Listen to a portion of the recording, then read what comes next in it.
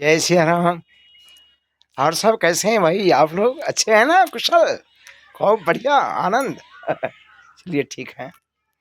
यह है यदुवीर बाबा का आश्रम, ये देख सकते हैं। मैं अपने आश्रम पर हूँ। और अभी कलयुग का जो नाटक है, संसार में 4 नाटक होते हैं। 4, सतयुग का, त्रेता का, द्वापर का और ये कलयुग का, है ना? तो कलयुग का जो है नाटक, अभी अंतिम दृश्य उसका चल रहा है। अंतिम दृश्य। अंतिम दृश्य में क्या होता है? जो पानी महंगा और सस्ता खून, यह है कलयुग का कानून। हाँ, पानी महंगा और सस्ता खून, यह है कलयुग का कानून। अभी नहीं देख रहे हैं कितना अनाचार, अत्याचार, भ्रष्टाचार, मार पीट, खून खराबा, छीना झपटी, लौंडे लौंडिया भाग रहे घर से, 4-4 6-6 बच्चे की माँ भाग रही है घर से, बाप बेटा की शादी हो रही है, हाँ? भाग जाते हैं घर से, 4-4 औरतें भागती है। हे भगवान, ये क्या है दृश्य? जिस दृश्य को सुनने से हृदय विदीर्ण हो रहा है, उन दृश्यों को अपनी आंखों से देखना पड़ता है लोगों को। तो कलयुग का जो अंतिम दृश्य होता है कलयुग नाटक का, वो इसी तरह से होता है, इसी तरह से सर्वनाश हो जाता है। इसमें प्राकृतिक भी बहुत सहयोग देती है, बहुत दुख देती है। प्राकृतिक आपदाएं, बाढ़, भूकंप, मार पीट, खून खराबा, बलात्कारी, चोरी, छीना झपटी, महंगाई, अन्न संकट, जल संकट, खून की नदियां बहती है अकारण ही, जहां तहां भेड़ बकरी की तरह मनुष्य कटते जाते हैं। महंगाई की माँ, बाजार जो है गर्म हो जाता है, दाने दाने के लिए परेशान होते हैं। भूकंप बड़े बड़े आते हैं जिसमें मकान के बड़े मलबे के नीचे दब के मर जाते हैं, कोई रक्षा करने वाला नहीं होता है। वो इसी समय में होता है, वर्तमान समय में ही। तो वर्तमान समय कलयुग का अंतिम कगार पर खड़ा है, विनाश का अंतिम कगार पर है। कोई जो अगर कह रहा हो जो अभी बहुत दिन बाकी है, अभी कलयुग जो है 6 लाख वर्ष बाकी है, 4 लाख वर्ष बाकी है, उनका मिथ्या ज्ञान है, उनकी बातों पर कोई दम नहीं, उसको कोई हिसाब नहीं जानते हैं बेचारे। जो तत्वदर्शी ज्ञानी होते हैं ना, इस तथ्य को वही बता सकते हैं जिसे समय का ज्ञान होता है। अभी समय बड़ा हाहाकार चलने वाला है, बहुत हाहाकार, जिसको लोग कह नहीं सकते जो क्या होने वाला है। अब तो भीषण परिस्थिति जो दुनिया की है, अब ये होने ही वाला है, हो रहा है, चल रहा है, चलता रहेगा, ये रुक नहीं सकता, थम नहीं सकता। बाढ़, भूकंप, सुखाड़, अकाल, मार पीट, छीना झपटी, बलात्कार, चोरी, अनायास ही, अकारण ही किसी को धड़ से अलग कर देना। नेट का जमाना है ना, नेट, इंटरनेट माया का गेट, कटेगा सभी का घेट। अकारण सब पर कलंक देने वाला कलयुग होता है। कलयुग का मतलब होता है, कलयुग का मतलब है कलंक देने वाला, सबको कलंकित करने वाला, बूढ़ा बच्चा नौजवान सब पर कोई ना कोई कलंक होगा ही। आप जानते हैं इसी गांव समाज में तो सारे लोग रहते हैं ना, होगा ही, इसमें कोई दो मत नहीं है। सभी कलंक देने वाला, कल्ला कराने वाला कलयुग होता है। इस कलयुग में खून की नदियां बह जाती है, बहुत हाहाकार मचता है, बड़ा हाहाकार। इसमें कोई देवता सहयोग नहीं करते किसी का, ना कोई धर्म देखते हैं। हिंदू मुसलमान में लड़ाई, देश विदेश में लड़ाई, घर घर में लड़ाई, बेमतलब की लड़ाई, छीना झपटी हो रहा है घर घर में। माता पिता पुत्र बंधु भाई रिश्तेदारों से कोई मतलब नहीं, सबके रिश्ते तार तार हो जाते हैं। जितना मोह का बंधन होता है सारे ढीले पड़ जाते हैं, दया धर्म समाप्त हो जाता है, शर्म भी खत्म हो जाती है। इस तरह से कलयुग का अंत हो जाता है, कहीं कोई सहारा नहीं मिलता है। प्राकृतिक आपदाएं, अग्नि की गोला, आगलगी, बाढ़, भूकंप, सुखाड़, मारपीट, ग्लानि, अतिशय चरम सीमा पर चढ़ जाती है, और ये चढ़ रहा है। अब ज़्यादा इंतज़ार करने की कोई ज़रूरत नहीं, अब इंतज़ार का समय समाप्त हो चुका, अभी इंतज़ार नहीं, अब तो गया काम से संसार, अब ये जाने ही वाला है।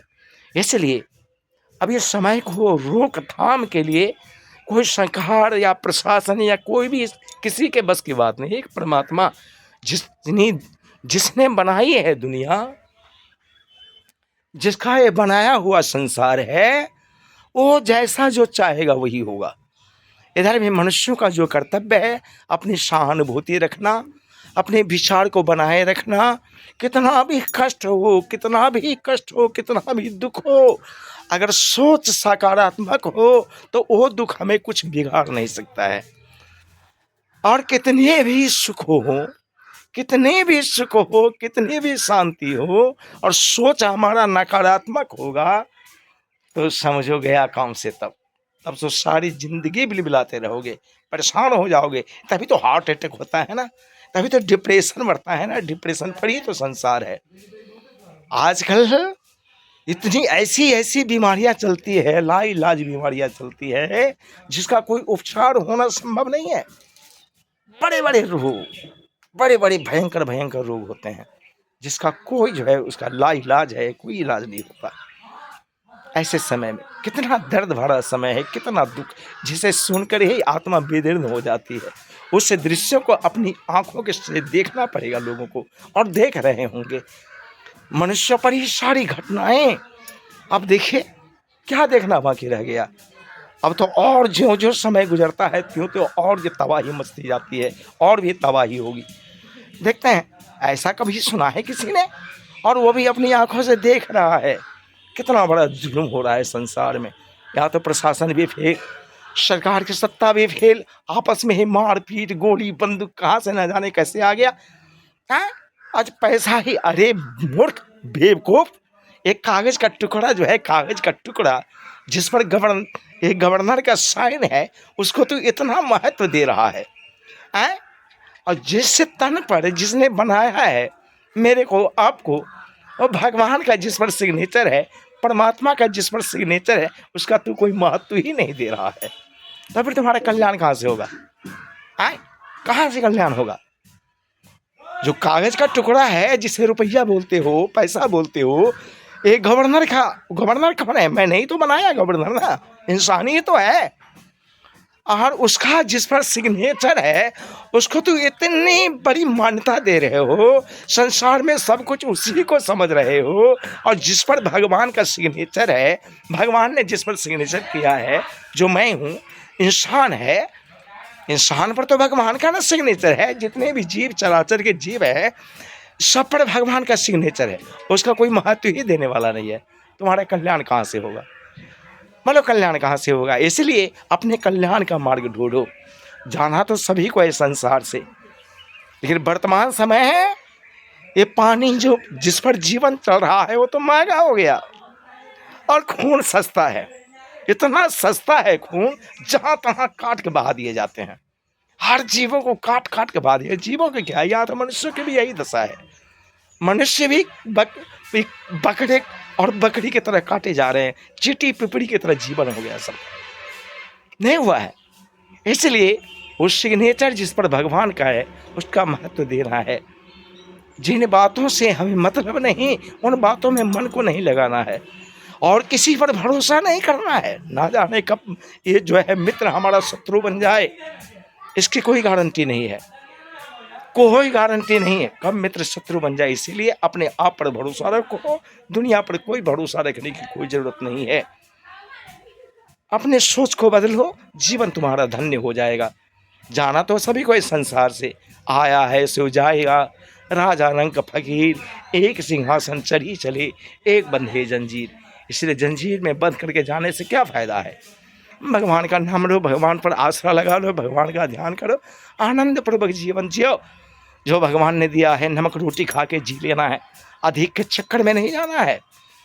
अगर पूरी रोटी के चक्कर में जाओगे तो आधी रोटी भी भगवान तुम्हें दे रहे हैं, वो भी आधी रोटी से तुम वंचित हो जाओगे।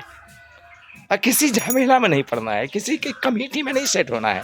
कोई कमेटी तमेटी से कोई मतलब नहीं। अपने आप को अकेला आए हो संसार में, अकेला जाना है, अकेले अपने अच्छी संगति करो, अच्छे ज्ञानियों का संग करो, अच्छी बातों से मतलब रखो, अच्छी पुस्तकें पढ़ो। आज तक देते मोबाइल वाले कितना घिनौना घिनौना लुंडे लुंडिया सब नंगा नाच रहे हैं, नंगा न जाने किसके लिए, पैसों के लिए। शर्म होती है, और उससे शर्म नहीं होती है जो नंगा नाच करती है, गलत गलत अश्लील तस्वीरें भेजती हैं, अश्लील वीडियो बनाता है। ये सब क्या है? समाज को बिल्कुल दूषित कर देना। यही तो कारण है विनाश का। मैंने पहले कह दिया ना, नेट यह है माया का गेट, करता है सभी का गेट। सबके घर बर्बाद हो गए, राजा रंग फकीर सारे के सारे बर्बाद हो गए, लाज शर्म सब कुछ समाप्त हो गया। ऐसी घड़ी में जी लेना, अपनी प्रतिष्ठा को बचा लेना, एकदम बहुत बड़ी बात है, बहुत बड़ी बात है। जो प्रतिष्ठा पूर्वक इस संसार से भगवान के सवारी पर बैठ करके जाना, एक सिंहासन चढ़ी चले, सिंहासन पर चढ़ के जाना, इस कलयुग में ये बहुत बड़े ज्ञानियों की आवश्यकता है। जो ज्ञानी होगा, जो विवेकी प्राणी होगा, बस वही तो सिंहासन पर जा सकता है ना। नहीं तो जंजीर में बंधना कोई बड़ी बात नहीं है। नंगी तस्वीर देखते हो, मन में कैसा भावना उत्पन्न होती है? मन में क्या भाव उत्पन्न होता है? आजकल मोबाइल दुनिया बन गई है, जो है पेट में रोटी मिले न मिले, खाना मिले न मिले, चाहे घर का काम बर्बाद हो, बेकार हो, या कोई कुछ हो जाए, आग लग जाए, बदल के लिए मोबाइल की आवश्यकता है। वो भी देखने में कितना मन लगाता है। आज हम लोग वीडियो बनाते हैं, मेरे वीडियो में 50-25 या 200-400 यहाँ व्यूज आ जाते हैं। और नंगा नाच वाले को देखो, जो नंगे नाचती है लौंडिया, जो नंगे नंगे तस्वीर, अश्लील तस्वीर जो बनाता है, देखिए एक दिन में 10,000 व्यूज आते हैं उसको, कई सब्सक्राइबर हो जाते हैं, बहुत हो जाते हैं। कारण नाशे काल विनाशे बुद्धि। जब विनाश का समय आता है ना, जब विनाश होने वाला होता है, तो उसकी बुद्धि खराब हो जाती है, उल्टी हो जाती है, बिल्कुल उल्टी हो जाती है बुद्धि। यही तो कारण है। गलत लोगों के सहयोग अधिक से अधिक मिल रहे हैं, और जो सत्य लोग हैं, जो सत्य मार्ग बताने वाले हैं, उनका कोई सहयोग देने वाला नहीं होता है। मैं इस वीडियो से ही जान लिया हूँ कि संसार की दशा कैसी है। अच्छी बातों को कोई सुनना नहीं पसंद करता। चलिए कोई बात नहीं है। यह है जसबीर बाबा का आश्रम। ये देखिए बगीचा लगे हुए हैं, और ये हमारी कुटिया है। ये देखिए झोपड़ी है, ये कुटिया देख रहे होंगे, ये कुटिया है। जय श्री राम। अगले वीडियो में, अगर इस जीवन से अभी जो हाहाकार का समय चल रहा है, इसमें शांति जीवन बनाना हो, तो मेरे वीडियो को कभी सब्सक्राइब न करें, लाइक करें न करें, शेयर करें न करें, मैं नहीं कह रहा हूँ, लेकिन वाणी को अवश्य सुनेंगे, जो आपके जीवन में सदा कल्याण होगा, लड़के बच्चों में कल्याण होगा, परिवार में शांति होगी। और मैं क्या कह सकता हूँ। चलिए जय श्री राम। अगले वीडियो के लिए इंतज़ार करिए। हरि ओम हरि ओम।